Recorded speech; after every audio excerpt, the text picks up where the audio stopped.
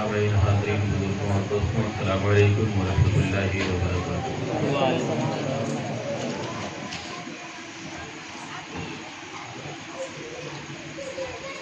نحمده ونصلي على حبيبه الكريم، أما بعد فأعوذ بالله من الشيطان الرجيم، بسم الله الرحمن الرحيم. التائبون العابدون الحامدون السائحون الراكعون الساجدون الساجدون الآمرون بالمعروف والناهون عن المنكر والحافظين لحدود الله وبشر المؤمنين. صدق الله مولانا العظيم وصدق رسوله النبي الأمين الكريم، ونحن على ذلك لمن الشاهدين والشاكرين والحمد لله رب العالمين. آئیے ہم اور آپ تمام سامعین حاضرین مل کر بارگاہ رسالت میں درود خاص کا ہدیہ پیش کریں. پڑھیں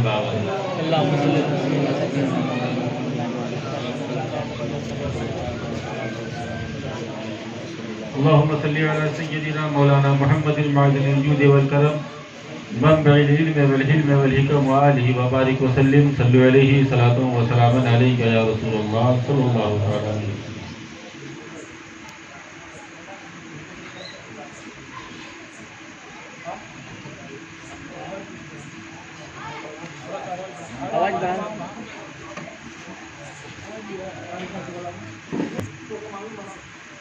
آج ہم اور آپ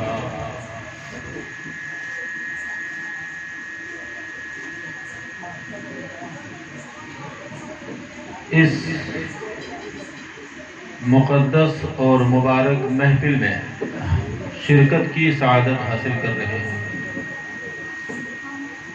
اور مجھے لگتا ہے کہ ابھی ماہ ربیع النور شریف میں اس گھر کے کچھ افراد اور عزیز و اقارب، ان لوگوں نے بیت اللہ شریف کی زیارت کی سعادت حاصل کی. مولا کریم کی بات، اور ہم میں جو لوگ باقی رہ گئے، مولا انہیں اپنے مبارک گھر کی اور اپنے حبیب کی دیار کی زیارت عطا فرما. مسلمانوں، بیت اللہ شریف کی حاضری، کیا مقام و مرتبہ ہے بیت اللہ شریف کا؟ کب تعمیر ہوئی بیت اللہ شریف کی؟ خانہ کعبہ کب مارز وجود میں آیا؟ تو میں آپ کو بتاؤں کہ جب اللہ تبارک و تعالیٰ نے تخلیقی عالم کا ارادہ کیا، دنیا کی تخلیق کا ارادہ کیا، رب قدیر نے تو فرشتوں کو حکم دیا، اے فرشتوں جاؤ سطح آب پر اور بیت المعمور کی سیدھ میں آپ تم ایک نشان لگاؤ. فرشتے سطح آب پر آئے. اس سے پہلے بیت اللہ سے پہلے نہ زمین کا وجود تھا، نہ درختوں کا وجود تھا، نہ پہاڑوں کا وجود تھا، کچھ نہیں تھا. مسلمانوں صرف پانی تھا. رب قدیر نے حکم دیا فرشتوں جاؤ سطح آب پر ایک نشان لگاؤ. اور جب فرشتوں نے نشان لگایا تو پانی سے جھاگ نکلنا شروع ہوا، اور پھر وہ پھیلتا چلا گیا. تو اس زمین پر پہلی تخلیق اس جگہ کی ہے جہاں آج بیت اللہ شریف موجود ہے، اور پھر وہ پھیلتے پھیلتے زمین کی شکل اختیار کر گیا. رب قدیر نے حکم دیا فرشتوں وہ جگہ جہاں تم نے نشان لگایا تھا ایک گھر کی تعمیر کرو. کیا کرو؟ ایک گھر کی تعمیر کرو. فرشتے عرض گزار ہیں باری الہ سطح آب پر اس گھر کی تعمیر کی ضرورت کیا ہے؟ مولا اوپر 7ویں آسمان پر ٹھیک عرش کے نیچے بیت المعمور، اور پھر بیت المعمور کے نیچے ایک اور بیت اللہ۔ فرشتے عرض گزار ہے مولا اس گھر کی تعمیر کی ضرورت کیا ہے؟ رب قدیر مسلمانوں ارشاد فرماتا ہے اے فرشتوں تم وہاں میرے گھر کی تعمیر کرو، جس طرح جب تم سے کوئی لغزش سرزد ہو جاتی ہے، میں ناراض ہوتا ہوں، تو تم بیت المعمور کا طواف کرتے ہو، میں تمہیں معاف فرما دیتا ہوں۔ یوں ہی جب آدم کے بیٹے اور حوا کی بیٹیاں روئے زمین پر کسی قسم کی کوئی خطا کریں گے اور پھر آ کر میرے اس گھر کا طواف کریں گے اور میری بارگاہ میں تائب ہوں گے، تو میں ان کی خطاؤں کو بخش دوں گا۔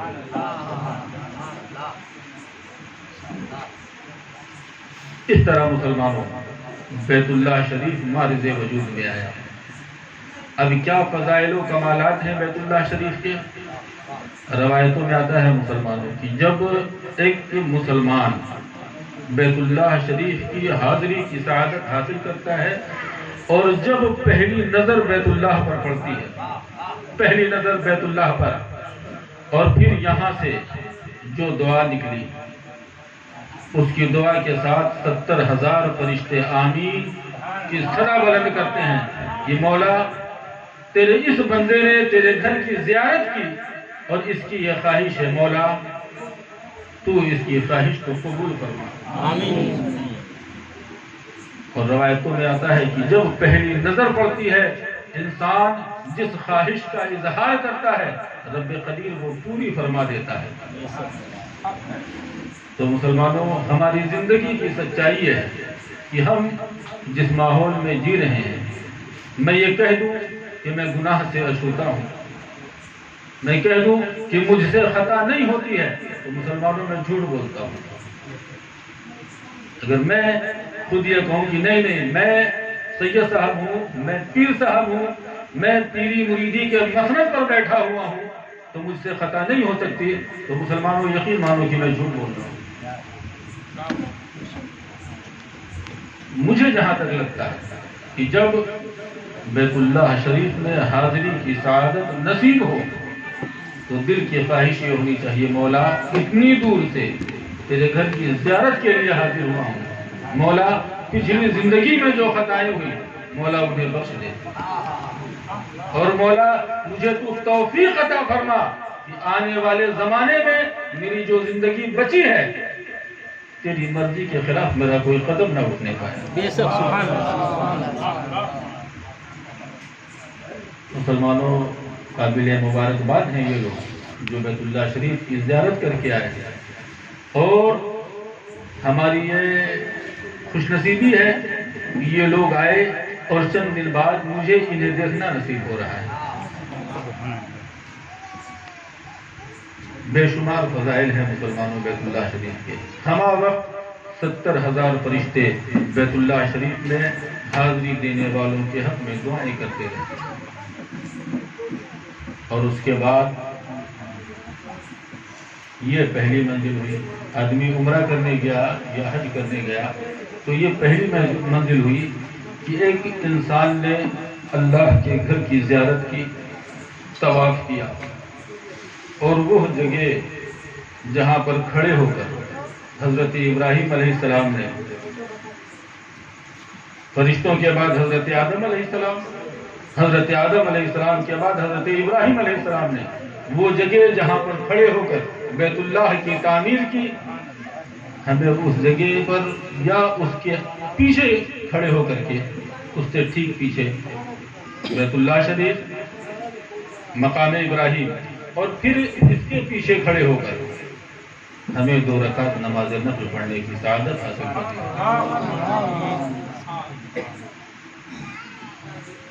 مقام ابراہیم کی مسلمانوں خاصیت یہ ہے، روایتوں میں یہ آتا ہے کہ وہ پتھر جس پر کھڑے ہو کر حضرت ابراہیم علیہ السلام خانہ کعبہ کی تعمیر کر رہے تھے، تو جب خانہ کعبہ کی جہاں دیواری اوپر کی طرف بڑھی تو وہ پتھر بھی اوپر ہوتا گیا، اور پھر جب حضرت ابراہیم علیہ نبینا علیہ الصلوۃ والسلام کو نیچے اترنے کی ضرورت پڑی تو وہ پتھر اپنے آپ نیچے آیا۔ اور مسلمانوں، آپ کو معلوم ہے اس کے بعد رب قدیر حکم دیتا ہے، اے ابراہیم میرے بندوں کو میرے گھر کے طواف کی دعوت دو۔ اے ابراہیم میرے بندوں کو میرے گھر کے طواف کی دعوت دو، اور پھر خانہ کعبہ کے قریب کیا پہاڑ کا نام ہے، اور بھی تو پہاڑ، السلام کھڑے ہوتے ہیں اور آپ آواز لگاتے ہیں، یا ایھا الناس امرکم اللہ تعالی ان تحجوا البیت، اے لوگوں اللہ نے حکم دیا ہے کہ تم اس کے گھر کا طواف کرو۔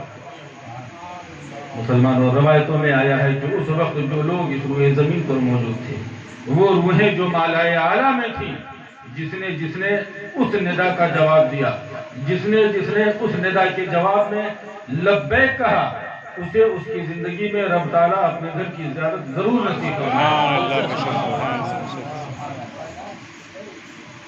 تو مسلمانوں، یہ تو فضیلت ہو گئی بیت اللہ شریف کی۔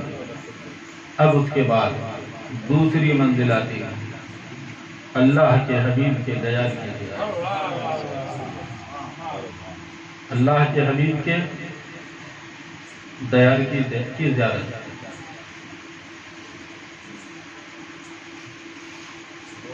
اور اللہ کے حبیب صلی اللہ تعالی علیہ وسلم ارشاد فرماتے ہیں،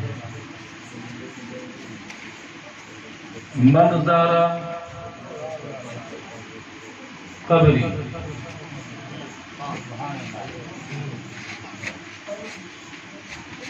وجبت علی شفاعتی،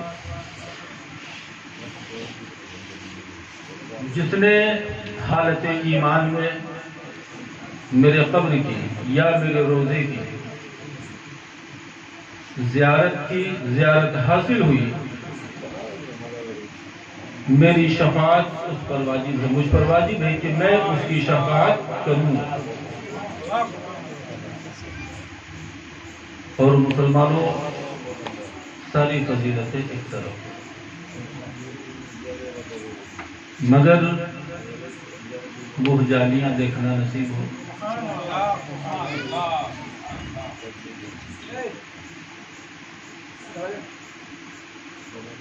ایک صحابی تھے، نام نہیں یاد آ رہا مسلمانوں، اور جنگ کرتے کرتے ایک یہودی کے ساتھ، ایک یہودی سے جنگ کر رہے تھے، جنگ کرتے کرتے وہ یہودی ایک گھر میں داخل ہوا، اور جنگ کرتے کرتے آپ نے اسے گرا لیا، وہ گر گیا، نیچے ہے، ہاتھ میں آپ کے تلوار ہے، ابھی اس پر حملہ کرنے کی سوچ رہے تھے، اتنے میں ایک حسین و جمیل لڑکی ان کی نگاہوں کے سامنے، اور وہ اتنی حسین لگی کہ اسے دیکھنے میں اتنا مہ ہوئے کہ بھول گئے کہ دشمن پر حملہ کرنا، اور پھر دیکھتے دیکھتے ایک آنکھ بند کر کے ایک آنکھ سے دیکھ گئے، اور اتنے میں دل میں خیال آیا، ان آنکھوں سے تو دنیا کے حسن کو دیکھتا ہے، ان آنکھوں نے مصطفیٰ کریم کے حسن کو دیکھا ہے، تیری مجال کیسے ہوئی کہ تو نے ان آنکھوں سے حسن دنیا کو دیکھا۔ اتنا خیال آنا تھا کہ تلوار کا ہینڈل آنکھ کے کونے پہ مارا، آنکھ کا ڈھیلا نکل کے باہر آ گیا، اس کو اپنے پیروں سے مسل دیا، اور فرماتے ہیں مجھے وہ آنکھیں نہیں چاہیے جو میرے مصطفیٰ کو چھوڑ کر کسی اور کو دیکھنے کی خواہش پیدا کرے۔ سبحان اللہ۔ مسلمانوں، میں نے آیت کریمہ پڑھی، التائبون العابدون الحامدون السائحون الراکعون الساجدون الآمرون بالمعروف والناہون عن المنکر والحافظون لحدود اللہ وبشر المؤمنین۔ ہمیں کیا لگتا ہے مسلمانوں، جنت ہم لکھاتے آئے کیوں؟ پابندی تو ہے نہیں ہمارے اندر شرع کی، بات مسلمانوں کڑوی ہے مگر یہ سچائی ہے۔ میں تو بہت اچھی طرح سے مجھے معلوم ہے کہ کہاں کیا ماحول ہے، اور یہاں علماء بیٹھے ہیں، پوچھوں گا تو شاید بتا بھی دیں گے۔ ہمیں کیا لگتا ہے کہ ہم جب پیدا ہو رہے تھے تو لکھ دیا گیا تھا کہ یہ پیدا ہو رہا ہے، یہ جنت ہی میں جائے گا۔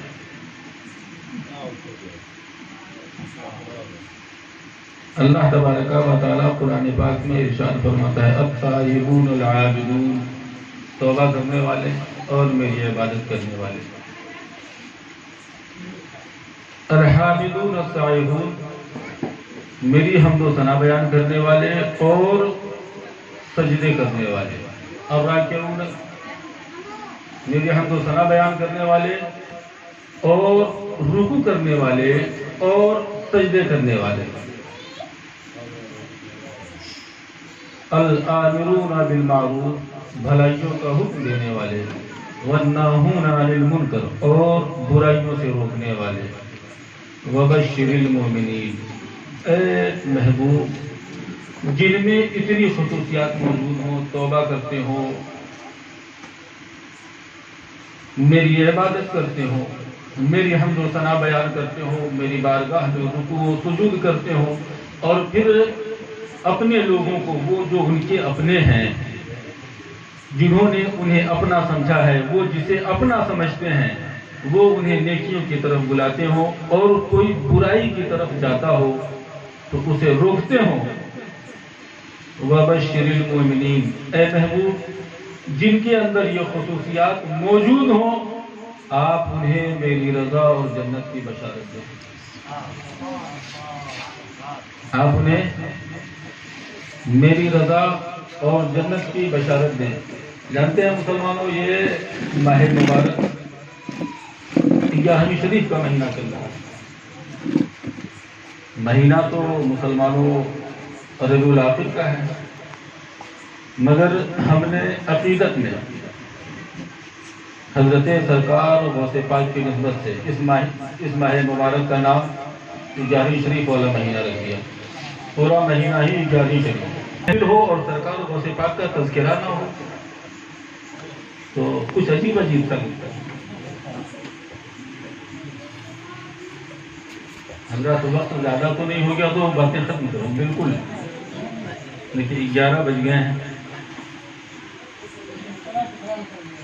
شریف کا ماہ مبارک چل رہا ہے، بس 2-4 منٹ کا وقت اور دیجیے، بس بات ختم۔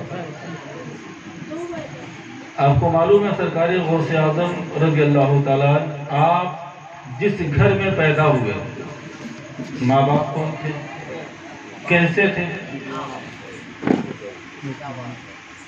مسلمانوں، آپ نیک ہوگے تو آپ کی اولاد نیک ہوگی، آپ اچھے ہوں گے نا، حرام حلال کی تمیز آپ کے اندر ہوگی تو آپ کا بیٹا بھی پھر حلال ہی کمائی کھائے گا، اور وہ جو حلال کمائی کھائے گا دل پھر چمکتا ہوا اسی کا ہوگا۔ حضرات ہم تو راستہ جاتے ہیں نا تو کسی پیڑ پہ دیکھا کوئی پھل لگا ہوا ہے، اچھا ہے تو توڑ کے کھا لیا، کیا کیا؟ توڑ کے کھا لیا، اور کوئی خوف یا کوئی ڈر ہمیں ہے نہیں ہے، مگر سرکار غوث پاک کے والد بزرگوار حضرت ابو صالح موسیٰ جنگی دوست دریا کے کنارے چل رہے ہیں، دریا کے کنارے چل رہے ہیں، بھوک کی شدت بھی ہے، اور دیکھ رہے ہیں پانی کے سہارے ایک سے بہتا ہوا جا رہا ہے۔ پوچھئے ہمارے علماء سے اس پہ کوئی پکڑ ہے؟ کوئی پکڑ ہو اس پر کہ ایک پھل، مجھے بھوک لگی ہے اور ایک پھل پڑا ہوا، اس کا کوئی وارث نہیں ہے، چٹیل میدان میں پڑا ہے، اس کو میں کھا لوں تو کیا شریعت کا کوئی حکم اس پر نافذ ہوتا ہے؟ کوئی حکم نہیں نافذ ہوتا مسلمانوں، مگر وہ پانی کے سہارے دریا میں بہتا ہوا جا رہا ہے۔ حضرت ابو صالح موسیٰ جنگی دوست کی نظر پڑتی ہے، اٹھایا، کھا لیا۔ بھوک کی شدت کم ہوئی، دل میں خیال پیدا ہوا، اس کے مالک سے تو پوچھا نہیں، کھا لیا اور اس کے مالک سے پوچھا نہیں، چلتے ہیں اس کے مالک سے اس کی معافی کروا لیتے ہیں، کھا لیا ہے تو یار بخش دو، نہ جو کہو پھر قیمت دے دوں، اور اگر کہو تو پھر کوئی سزا دو تو وہ پوری کروں۔ حاضر ہوتے ہیں حضرت عبداللہ سومی کی بارگاہ میں۔ حضرت راستے سے جا رہا تھا، بھوک کی شدت تھی، آپ کے باغ کا سیب پانی کے سہارے جا رہا تھا، بھوک کی شدت تھی اور ذہن نے اس وقت کام نہیں کیا، میں نے کھا لیا، اگر آپ معاف کر دیں تو آپ کی مہربانی۔ تو جانتے ہیں مسلمانوں، دل والا دل والے کو پہچانتا ہے، آنکھ والا آنکھ والے کو پہچانتا ہے۔ ایک نابینا کو ایک آنکھ والے کے سامنے کھڑا کر دیا جائے اور پوچھا جائے بتاؤ یہ کون ہے، وہ کیسے بتائے گا؟ وہ کب بتائے گا معلوم ہے؟ اس کے اندر قوت سماعت موجود ہے، جب آنکھ والا بولے گا پھر وہ بتائے گا یہ کون ہے۔ ایک دل والے نے دوسرے دل والے کو دیکھا تو کہا اچھا پھر لاؤ، پھر امتحان بھی لیتا ہوں۔ کہا سیب تو کھا لیا ہے، 3 سال میری بکریاں چرا تو معاف کر دوں گا، سوچوں گا معاف کرنے کے بارے میں، پہلے 3 سال پہلے بکریاں چراؤ۔ 3 سال بکریاں چرائی، حاضر ہوئے کہ 3 سال ہو گئے، کیا حکم ہے؟ فرمایا اب 12 سال میری باغ کی باغبانی کرو۔ 12 سال باغ کی باغبانی بھی ہوگی مسلمان، 15 سال ہو گئے، حاضر ہوئے حضرت 15 سال ہو گئے، 3 سال بکریاں چرائی، 12 سال باغ کی باغبانی کی، ابھی کیا حکم ہے؟ فرماتے ہیں تمہیں معاف کر دوں گا، بخش دوں گا سے، مگر شرط یہ ہے کہ میری ایک بیٹی ہے، اس سے نکاح کرنا پڑے گا۔ اور پھر خصوصیات بیان کی کہ آنکھ کی نابینا ہے، دیکھ نہیں سکتی، کان کی بہری ہے، وہ سن بھی نہیں سکتی، اور گونگی ہے، بول بھی نہیں سکتی، اور ہاتھ پیر سے معذور ہے، کچھ کر بھی نہیں سکتی۔ کیا کرنا ہے؟ اس میری بیٹی سے نکاح کرنا پڑے گا، معاف کر دوں گا۔ حضرت ابو طالب موسیٰ جنگی دوست، ٹھیک ہے منظور۔ ارے بھائی یہاں تو حساب دینا آسان ہے، چلے گئے 2 فٹ زمین کے نیچے کیسے حساب دیں گے؟ کیسے حساب دیں گے؟ ٹھیک ہے راضی ہوں، نکاح ہو جائے، ہو گیا نکاح۔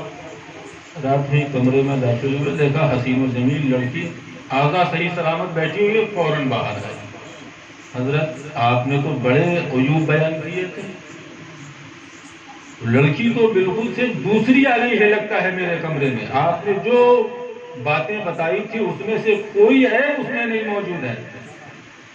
حضرت عبداللہ سومی فرماتے ہیں جانتے ہو میں نے آنکھ کی نابینا اس لیے کہا کہ آج تک میری بیٹی نے کبھی کسی غیر محرم کو نہیں دیکھا۔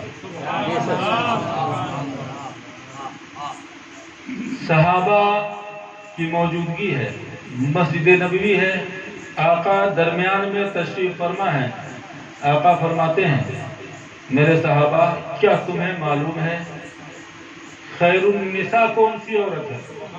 تمام عورتوں میں بہتر کون سی عورت ہے معلوم ہے تمہیں؟ کسی نے عرض کیا یا رسول اللہ جو عابد و زاہد ہو۔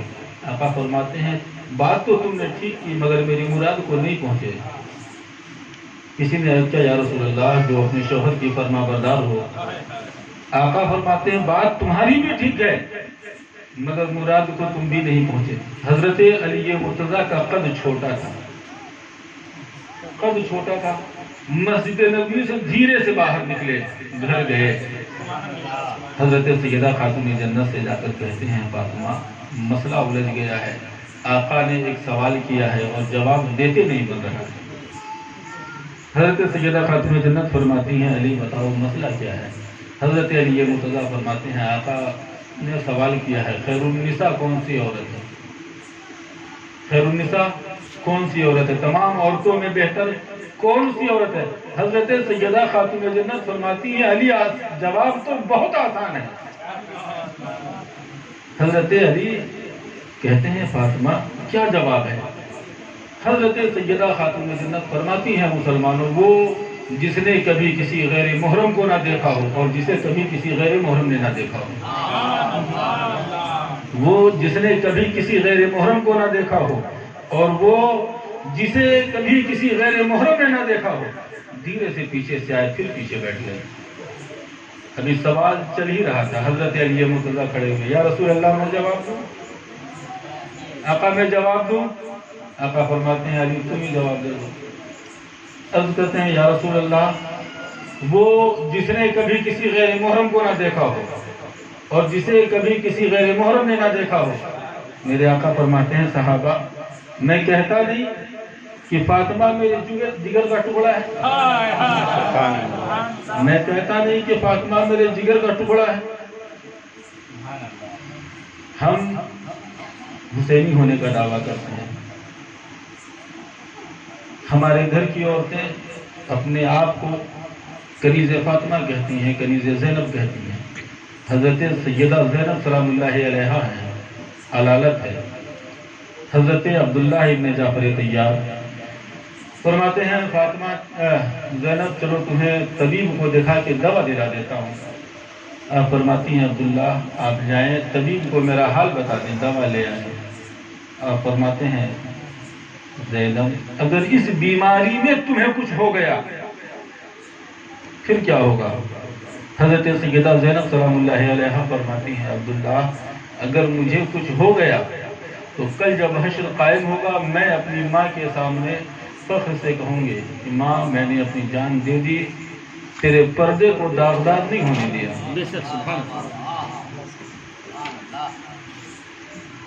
تو خواتین اگر میری بات سن رہی ہیں تو انہیں بھی اس چیز کا خیال رکھنا چاہیے۔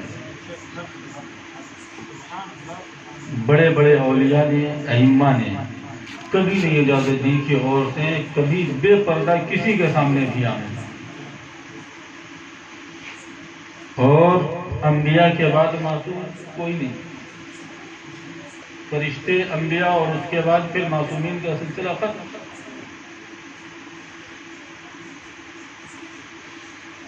تو اب حضرت عبداللہ سومئی فرماتے ہیں بیٹے میں نے اپنی بیٹی کو اندھا اس لیے کہا کہ اس نے کبھی کسی غیر محرم کو نہیں دیکھا، بہرا اس لیے کہا کہ اس نے کبھی خلاف شرع کوئی بات سنی نہیں، اور گونگا اس لیے کہا کہ اس نے اپنی زبان سے کبھی شریعت کے خلاف کوئی بات کی نہیں، اور ہاتھ کی لولی اس لیے کہا کہ اس نے اپنے ہاتھوں سے کبھی کوئی گناہ نہیں کیا، اور پیر کی لغڑی اس لیے کہا کہ اس نے اپنے قدم کبھی خلاف شرع اٹھائی ہی نہیں۔ اماں ام الخیر اور باپ حضرت ابو صالح موسیٰ جنگی دوست، ان دونوں کے ملنے سے جو معرض وجود میں آیا اس کا نام عبد القادر پڑا۔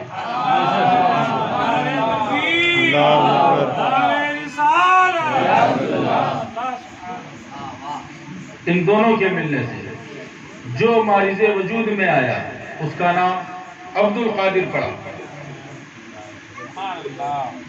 ابتدائی تعلیمات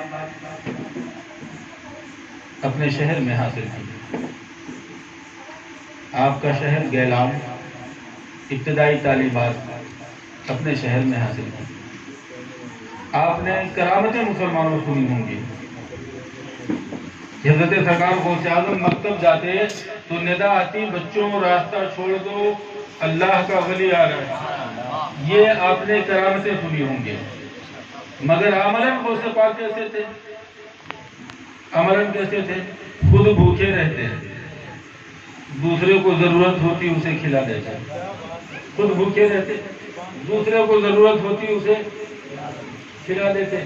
اور پھر وہ دن آیا کہ حصول علم کے لیے بغداد شریف روانہ ہو گئے۔ کہاں؟ بغداد شریف۔ وہ دن آیا کہ وہ پیسے جو آپ کی والدہ ماجدہ نے آپ کو دیے تھے زیادہ راہ کے طور پر، وہ پیسے ختم ہو گئے، ختم ہو گئے وہ پیسے۔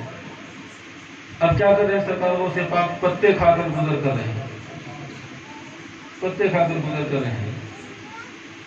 پھر آپ یوں ہی وقت گزر رہا تھا، آپ بغداد کی جامع مسجد میں جلوہ فرما تھے مسلمانوں. ایک مسافر حاضر ہوتا ہے آپ کی بارگاہ میں اور آپ سے بتاتا ہے کہ میں فلاں شہر سے آ رہا ہوں اور فلاں کی ماں نے اتنے درہم، تقریباً 11 درہم یا 8 درہم، کچھ یوں تعداد تھی کہ تقریباً 11 درہم وہ دیے تھے فلاں کو دینے کے لیے. بھوک کی شدت تھی تو راستے میں 3 درہم ختم ہو گئے. 3 درہم راستے میں ختم ہو گئے اور ابھی تک جو اس کا مالک ہے اس تک میں پہنچا نہیں سکا. حضرت سرکار غوث اعظم ساتھ میں بیٹھے ہیں. قاصد آپ کے سامنے کھا رہا ہے، آپ کو بھی کھلا رہا ہے. آپ سے قاصد کہتا ہے کہ مجھے فلاں بچے سے ملنا ہے، آپ ملا دیتے تو بڑی مہربانی ہوتی. تو سرکار غوث پاک پھر فرماتے ہیں کہ عبد القادر میں ہی. اب بچے ہوئے پیسے حضرت سرکار غوث پاک کو قاصد نے دیا. اب اس سے پہلے، پیسے آنے سے پہلے، دراہم کے آنے سے پہلے آپ نے ایک جگہ دیکھا کہ کچھ لوگ بڑا پریشان حال ہیں، بڑی مشکل سے ان کی زندگی گزر رہی ہے، کھانے کا انتظام نہیں ہے، پیسے نہیں ہیں. اب ان پیسوں میں سے 7 درہم ان پہ خرچ کر دیا، پھر 7 درہم ان پہ خرچ کر دیا. تو مسلمانوں اس طرح سے سرکار غوث پاک نے تعلیم حاصل کی. ابھی بابو نے فرمایا درست العلم حتی صرت قطبا، میں نے علم دین حاصل کیا یہاں تک کہ میں قطب ہو گیا، مرتبہ قطبیت پر میں فائز ہو گیا. اور مسلمانوں اس کے بعد جو کمالات پیدا ہوتے ہیں سرکار غوث پاک کی زندگی میں، آپ کی ذات کے اندر، کہ آپ نے خطاب شروع کیا. کہاں؟ بغداد کی ایک چھوٹی سی مسجد میں آپ کا خطاب شروع ہوا. مسلمانوں جگہ کم پڑ گئی، اس سے بڑی مسجد میں پھر جگہ کم پڑی. بغداد کی جامع مسجد میں اس میں جگہ پڑی تو پھر جنگل میں خطاب ہونے لگا. مائک نہیں تھا مسلمانوں، آواز بڑھانے کا کوئی ذریعہ موجود نہیں تھا. ہم تو بغیر مائک کے بول نہیں پاتے. مائک نہیں تھا، آواز بڑھانے کا کوئی ذریعہ موجود نہیں تھا. اور آپ کے محفل میں ایک ایک مرتبہ میں 70 ہزار لوگ شامل ہوتے. اور کمال مسلمانوں یہ تھا کہ یہاں بیٹھا ہوا آواز جتنی صاف سنتا، اس مجمع کا بیٹھا ہوا آخری آدمی جس آواز اتنی ہی صاف.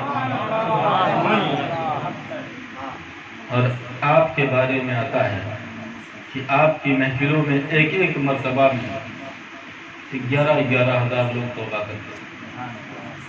داخل اسلام ہوتے 11 ہزار لوگ ایک ایک مرتبہ میں. حضرت سرکار غوث پاک راستے سے گزر رہے تھے. کیا کر رہے تھے؟ راستے سے گزر رہے ہیں. ایک عیسائی ایک مسلمان سے بحث کر رہا. میرے نبی نے یعنی حضرت عیسیٰ روح اللہ علیہ نبینا علیہ السلام کے بارے میں کہتا ہے میرے نبی نے مردے زندہ کیے ہیں، تمہارے نبی نے کیے ہو تو بتاؤ. آدمی پڑھا ہوگا یا تو پھر اہل دل ہوگا تو جواب دے گا. حضرت سرکار غوث اعظم ادھر سے گزر رہے ہیں، آپ کے کان میں آواز پڑتی ہے. آپ فرماتے ہیں میرے پاس آج تجھے جواب میں دیتا ہوں. سرکار غوث پاک کی بارگاہ میں حاضر ہوا. حضرت سرکار غوث پاک فرماتے ہیں میرے آقا کی بات چھوڑ دے، تو بتا کسے زندہ کرنا ہے، میں زندہ کر کے دکھاتا. تو بتا کسے زندہ کرنا ہے، میں اسے زندہ کر کے دکھاتا ہوں. ایک پرانی قبر پر لے کر گیا، کہا اسے زندہ کرو. سرکار غوث پاک فرماتے ہیں کس حالت میں اسے تو زندہ کروانا چاہتا ہے، بتا. جب یہ اپنی زندگی میں تھا تو جو عمل یہ کیا کرتا تھا، تو اگر مجھے کہے تو میں اسے اس کی حالت میں اٹھا دوں گا. وہ عیسائی کہتا ہے کہ یہ اپنی زندگی میں سارنگی بجایا کرتا تھا، کچھ بجانے کا آلہ تھا وہ بجایا کرتا تھا، آپ اسے اس حالت میں اٹھا دیں. حضرت سرکار غوث پاک قبر پر کھڑے ہوئے فرماتے ہیں تم دے دینا. وہ مردہ اس وقت جو موسیقی کا سامان تھا وہ بجاتا ہوا اٹھ کھڑا ہوا. اچھا اٹھ کھڑا ہوا نہیں، صرف کھڑا ہوا، موسیقی کے سامان کو کنارے رکھا، سرکار غوث پاک کے قدموں میں، حضور میں نے سنا تھا کہ امت محمدیہ میں ایک آدمی ہوگا جس کا نام عبد القادر ہوگا، وہ مجھے میری قبر سے زندہ کرے گا، حضور مجھے کلمہ پڑھائے، میں اس میں مسلمان بننا چاہتا ہوں۔ تو کمالات سرکار غوث پاک کے بہت سارے ہیں مسلمانوں۔ آج بھی سرکار غوث پاک کی بارگاہ میں جو حاضری دیتا ہے نا، دل کو سکون اور ایمان کو تازگی نصیب ہوتی ہے۔ مگر مسلمانوں،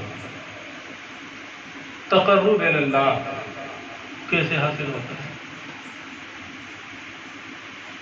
آج اجازت و خلافت بڑی عام سی چیز ہے۔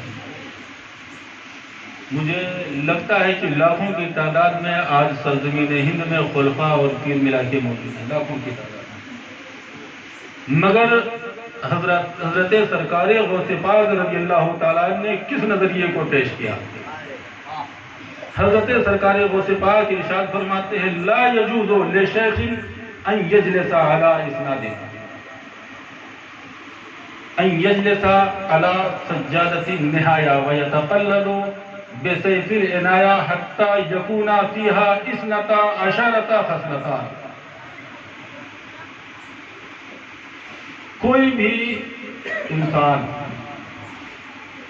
کوئی بھی پیر پیری مریدی کے مسند پر تب تک نہیں بیٹھ سکتا جب تک اس کے اندر 12 خصوصیات نہ پائی جائیں۔ کون سی 12 خصوصیات؟ حضرت سرکار غوث پاک رضی اللہ تعالیٰ عنہ فرماتے ہیں، اثنتان من اللہ، اس میں 2 صفات اللہ کی، وخصلتان من نبی الکریم، اور 2 خصلتیں حضور نبی کریم صلی اللہ تعالیٰ علیہ وسلم کی، وخصلتان من ابی بکر صدیق، 2 خصلتیں حضرت صدیق اکبر کی، وخصلتان من عمر بن الخطاب، 2 خصلتیں حضرت عمر ابن خطاب کی، وخصلتان من عثمان ابن عفان، 2 خصلتیں حضرت عثمان ابن عفان کی، وخصلتان من علی ابن ابی طالب، 2 خصلتیں حضرت علی ابن ابی طالب کی۔ کتنی ہو گئی مسلمانوں؟ 4 خلفاء کی 8 خصلتیں، میرے آقا کی 2 خصلتیں اور 2 صفات اللہ کی، کتنی ہو گئی؟ 12۔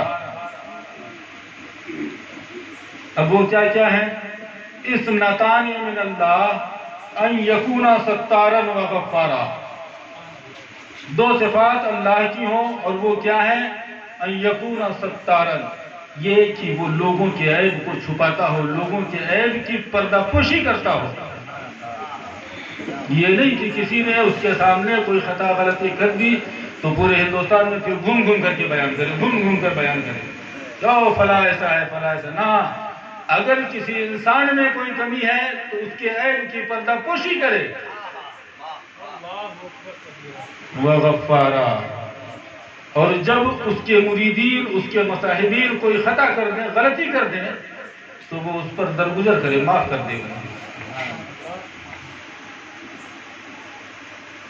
وخصلتان من نبی الکریم ان یکون رفیقا و شفیقا،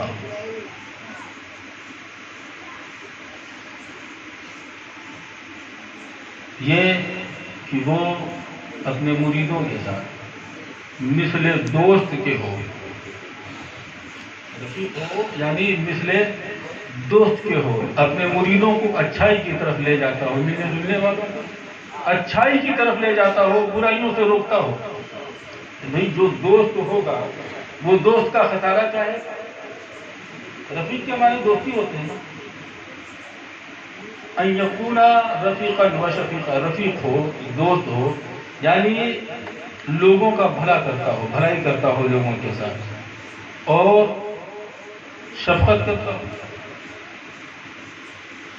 شفقت بائی معنی کہ کوئی پریشان حال ہے، بھائی ہم لوگ تو صرف نذرانہ دیتے ہیں، دیتے تو نہیں، صرف لیتے ہیں، مگر پیر کے اندر خصوصیت کیا ہونی چاہیے؟ بھائی مرید دے رہا ہے تو ٹھیک ہے، مگر اگر ضرورت مند ہے تو پھر اسے دے بھی. دونوں کام ہونا چاہیے، لینا بھی چاہیے اور دینا بھی چاہیے. اگر ضرورت مند ہے تو اسے دیا جائے. وَخَصْلَتَانِ مِنْ أَبِي بَكْرٍ الصِّدِّيقِ أَنْ يَكُونَ صَادِقًا وَمُتَصَدِّقًا. دو خصلتیں حضرت ابوبکر صدیق کی، یہ کہ وہ سچا ہو. کیا ہو؟ سچا ہو. تو بتائیے مسلمانوں، کوئی ایسا ہے جو کہے کہ نہیں میں جھوٹا ہوں؟ کوئی ایسا ہو جو کہہ دے کہ نہیں میں جھوٹا ہوں؟ سب اپنے آپ کو سچا کہتا ہے. ان یکون صادقا، یہ کہ وہ سچا ہو. وہ متصدقہ، اور وہ صرف سچا نہ ہو، لوگ اسے سچا جانتے ہوں. لوگ اقرار کریں نہ یہ جو کہہ رہا صحیح کہہ رہا ہے. وَخَصْلَتَانِ مِنْ عُمَرَ بْنِ الْخَطَّابِ أَنْ يَكُونَ عَمَّارًا وَنَحَارًا. حضرت عمر ابن خطاب کی خصلتیں وہ یہ ہیں کہ وہ نیکیوں کا حکم دیتا ہو اور برائیوں سے روکتا ہو. وَخَصْلَتَانِ مِنْ عثمان بْنِ عفان أَنْ يَكُونَ طَعَامًا وَقَائِمَ اللَّيْلِ. یہ کہ وہ سخی ہو، لوگوں کو کھلاتا پلاتا ہو، لوگوں میں بانٹتا ہو. وَقَائِمَ اللَّيْلِ، اور راتوں کو جگ کر عبادت کرتا ہو. وَخَصْلَتَانِ مِنْ عَلِيِّ ابن ابی طالب. دو خصلتیں حضرت علی ابن ابی طالب کی. أَنْ يَكُونَ عَالِمًا وَشُجَاعًا. یہ کہ وہ عالم ہو، علم دین کو جانتا ہو. وَشُجَاعًا، اور وہ صرف عالم نہ ہو، بہادر بھی ہو. جب وقت پڑے تو میدان میں نکل کر کھڑے ہونے کی ہمت ہو اس کے اندر. یہ جب 12 خصلتیں کسی انسان کے اندر موجود ہوں، پھر وہ پیری مریدی کے مسند پر بیٹھنے کے قابل ہوتا ہے. حضرات، وقت پورا ہو گیا، بلکہ زیادہ